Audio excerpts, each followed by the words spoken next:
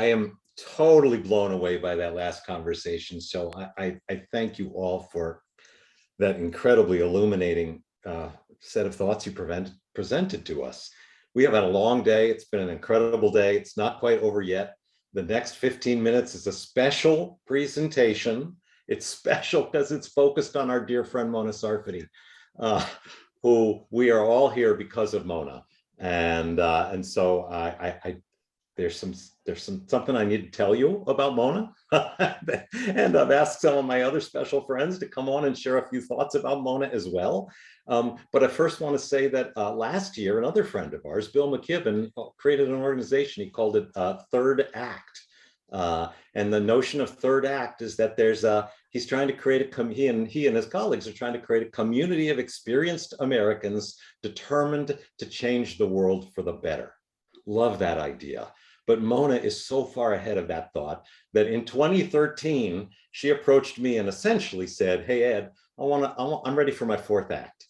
Her first act was as an academic family practice doc. Her second act was as a senior policy expert in the US Senate. Her third act, she went back to being an academic medicine, academic family practice doc, doing amazing things.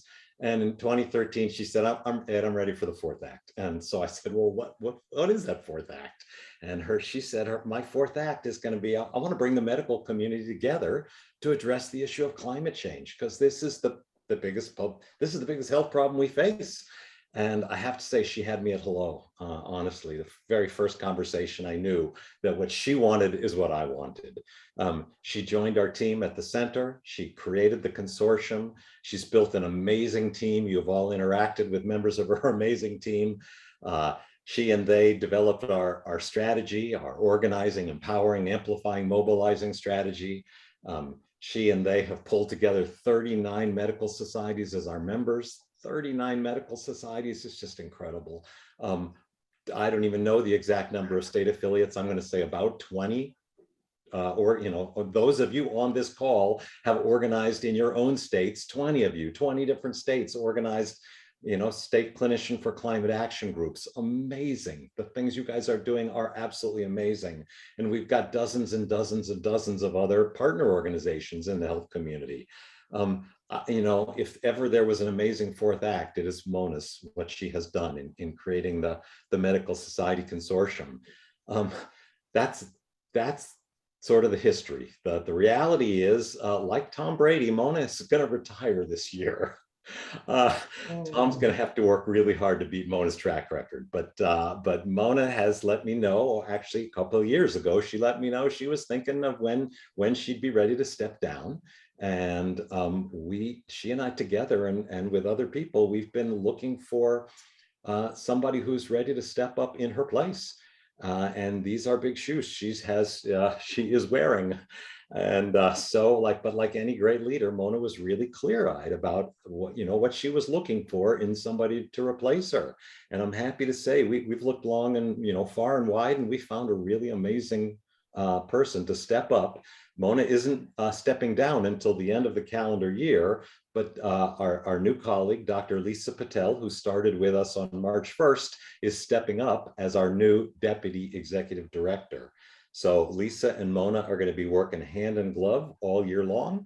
And at the end of the calendar year, Mona is going to be stepping down and Lisa will be stepping up. Lisa is an amazing leader in her own right. She's a clinical assistant professor of pediatrics at Stanford. She's the lead of their policy lead for their Climate Health and Equity Task Force. She's got numerous leadership roles within the American Academy of Pediatrics on environmental justice, climate, and health. And she's also the co-founder of our California affiliate, the Climate Health Now group that many of you belong to. So Lisa, since I'm introducing you, I don't see you at the moment, but I'm hoping you're with us and you'll just say a brief hello. Yep, I'm here. Thank you so much. Mona has been a trailblazer, and in the words of Dina McCarthy, a hero, a true hero, who's really mobilized health professionals and medical societies. And for generations of us that are coming up, we've really looked to Mona as a tireless champion, showing us what's possible when we use our trusted voices for change. I couldn't be more excited and honored to join the consortium as the associate director and continue to build and nurture this amazing community that Mona's created. I'll hand it back to you, Ed. Thanks, Lisa. So I've invited four more friends of Mona to say a few brief words about Mona's leadership. I tried to pick, since we've now been up and running since 2016, really, we've got a bit of a history. So there's people from different eras, if you will. Samantha Ahdoot, a pediatrician here in the Northern Virginia area, the AAP member of our steering committee, co-founder of the Virginia Clinicians for Climate Action, which we heard earlier today from Bob Kitchen, has 450 members. Is that extraordinary or what? Sam, I give you the microphone. Well, thank you so much. And I'm so honored to have this opportunity to say a few words about Mona in anticipation of her retirement.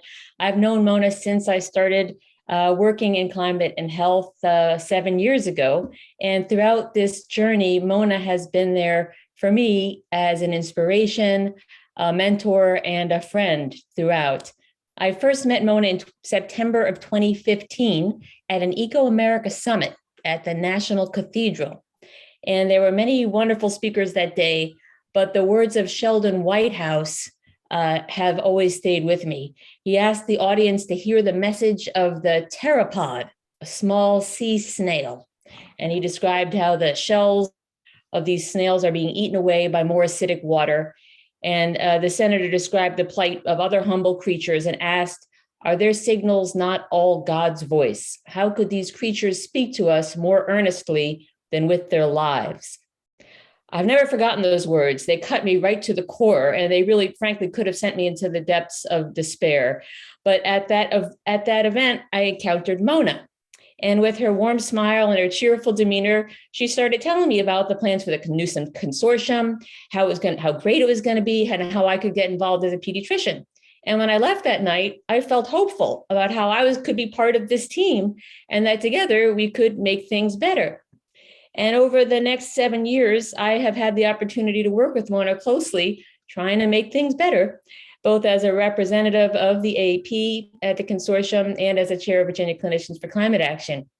I've worked with Mona on countless events and innumerable projects, including creating this new state organization. And throughout these years, Mona has really set the standard for all of us in this evolving field. And she's taught me about 4 qualities that I believe are critical to success in this challenging work. And they are kindness, integrity, bravery, and humor. Mona is always kind. She sees the best in everyone, and she's forgiving of our mistakes. She always finds new ways to bring people into the fold and support their interests and strengths. I have never heard Mona speak ill of anyone in 7 years. And her kindness has been invaluable to her success, building a broad coalition of clinicians in this consortium. Second, Mona never wavers from her scientific integrity. She never cuts corners or stretches the truth or cherry picks data, but she's always in pursuit of honesty and knowledge. I've never seen her veer from this once in anything she does. Mona is also very brave. She is a bold, creative leader who takes risks and tries new things. She sees new paths forward and has been able to build things from nothing, especially in a consortium that now represents 60% of US doctors and in the state groups that she has nurtured and built from scratch. And lastly, Mona loves to laugh and share her good humor. And I always smile when I'm with her, even when we're working on pretty serious stuff. And her smile and laughter have helped me get through these years and to keep me going. So I want to thank you, Mona, for teaching me how to be a cheerful leader who is kind, meticulous, and brave. You've been a wonderful mentor to me, and I'm very grateful. Thank you, Sam. Another friend of Mona who has been with us since day one, since literally the day we launched, is Dr. Claude Tellis, a pulmonologist from Baton Rouge, Louisiana. He's a founding member of our steering committee representing the National Medical Association. And Claude, I pass the microphone to you. Thank you, Ed. Yes, I had the honor of representing the National Medical Association at the early meeting of a group of professionals to discuss climate change, its importance, and how we could work together to organize ourselves and teach ourselves to communicate this important issue to the country. It was a large group comprised of many medical specialties, part of which, including myself, became the steering committee, as Ed said.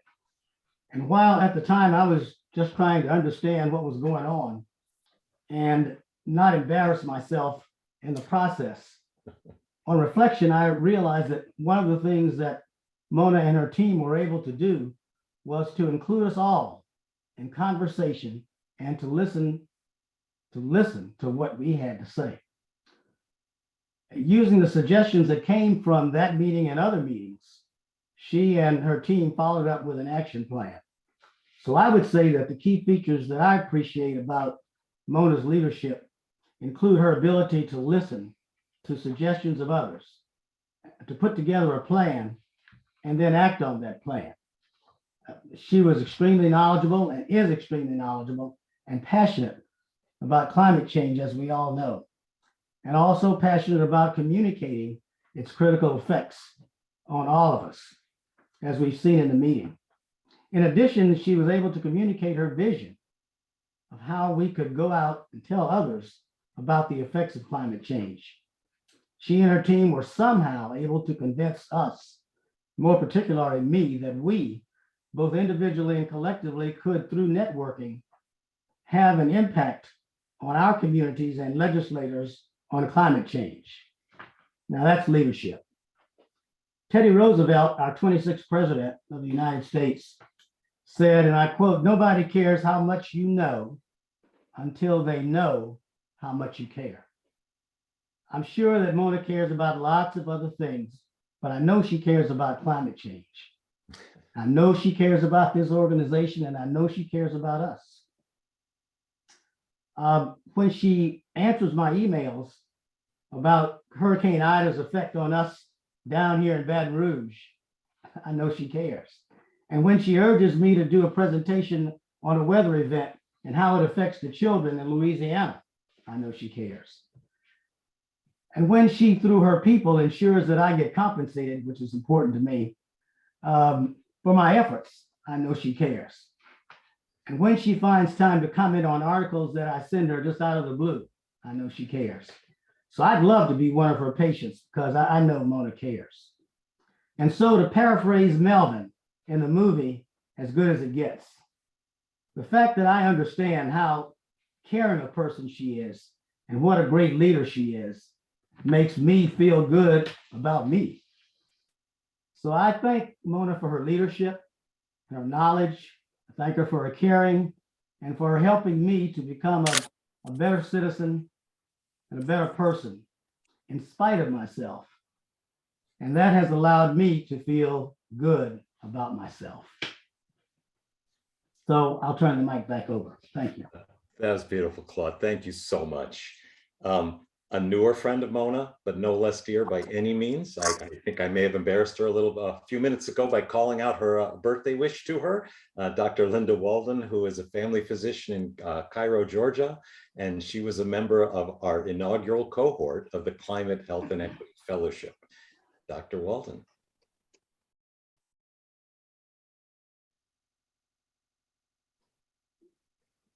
Oh, she might not be with us. Well, we'll go to the final person I asked to say a few words. Robert McLean is a practicing rheumatologist. He's the past president of the American College of Physicians. He is doing incredible service for us all as the current chair for the past couple of years, actually the current chair of the Consortium Steering Committee. Robert, I hand the microphone to you. Well, Ed, thank you very much for the opportunity to say a few words. As you said, I was not at the beginning of the consortium being put together as Mona's brilliant idea, but I've had the honor and pleasure of working with her over the past 3 years. And what a wonderful leader she has been. I first met Mona at our in-person annual meeting back in May of 2019 and had the pleasure of visiting several different congressional offices on the Hill as part of the event. And boy, was she smooth. At that point is when I learned that she had been on the Hill before and had great experience there. Anyway, that was just the beginning of what I was going to be seeing. She is smart, knows these issues inside out, and leads in what I would consider a soft-spoken but persistent manner, which is something to really admire. I was my society's liaison to the society group for the first year. And then at that time, Mona had the organizational vision, I think, to create a more formal structure with a really true steering committee. And she asked me to serve as the chair, which I've done for the last 2 years. I have to say it has been a true honor working with her for these past 2 years in that role. At times, the steering committee can feel a little like herding cats, as the different societies have variable policies and procedures, but Mona has always been a very effective, gentle push when needed. Sometimes I tried to push her to be pushier, and she was too nice sometimes. But anyway, she has put together an absolutely wonderful team with Nicole, Kate, Bev, Colin, Ed, and I just have to say I am delighted to have had the chance to work with Mona and consider her a colleague and a friend. Back to you, Ed. Thank you. And thank you, Mona. Great. As I said, Mona is not stepping down until the end of the calendar year. So we've still got many, many good months of her leadership. And even after she steps down, I'm quite certain she will be playing a number of different roles with us. So we hope to enjoy her good colleagueship for many years to come. We will be actually setting up a formal honoring of some sort this fall. It seems premature to do it now, but we'll do it in the fall. We have set up a fund that as of this week, we're now raising money for the fund. It's going to be called the Mona Sarfaty Fund for Climate, Health, and Equity. I've only let 2 or 3 people know about the fund. Literally, you're the first to hear about it. But of the first 2 or 3 I've let know about the fund, 2 have already donated. We've already raised $25,000 for that fund. That's the measure of gratitude that people feel for Mona and her leadership. So Mona, I'm not gonna, if you would like to say a few words now, we'd love to hear it, but I don't want to put you on the spot. I would offer instead that you save your words for all of us for the formal honoring in the fall. And instead allow me to close, because we are a few minutes over the allotted time. Allow me to close by saying, when you go to happy hour, which is our next event, a little happy hour in the chat room, I'd like everybody to raise a glass, whether you have one or you can just imagine one, to Mona and offer your thanks and gratitude to her. Thank you, Mona. Well, I've got to say, at least say thank you to everybody. You know, I never expected this level of tribute from so many colleagues who mean so much to me, who have been there on this journey since the beginning. You know, some joined us more recently, others there really since the beginning, since before the beginning. And clearly, no progress could have been made had you not all been there and working just as hard as I was toward making a difference with regard to climate change and a better future. And so, you know, you all are the people that give me hope every day that we will make the kind of changes that we know have to be made, must be made, will be made. And I also want to remind everybody that I'm not going anywhere. Monday morning, I'll be back at work. And you know, and I'll be back at work for the rest of the year. And I look forward to working with all of you on the agenda, you know, that we have so carefully thought through. And some of which is contained in this meeting, much of which is contained in this meeting. And I welcome Lisa. We're incredibly pleased that she's able to join us and to pick up the reins of this, you know, whole operation. You know, I see the faces as I'm looking at the faces here on the screen. You know, there's just so many of you that were there from the very first day that we launched. And I thank all of you. And know how hard you work and how much you have to know how much I admire you all, because you really are the people that are making it happen. And so again, thank you. And thanks, Ed. That's really A young man named Joshua Siegel is making me laugh with his comments. I think he has helped produce some of Mona's most potent motivations to do the work she is doing. So This is right. thought I this have was 6 supposed to be a roast. grandchildren and he accounts, he's responsible for 3 of them and his brother for the other 3. So, great. and he's made us laugh always. So. That's great. I'm All right, surprised. Mona, back. Shall we send everybody off to their happy hours? Yeah, sounds good.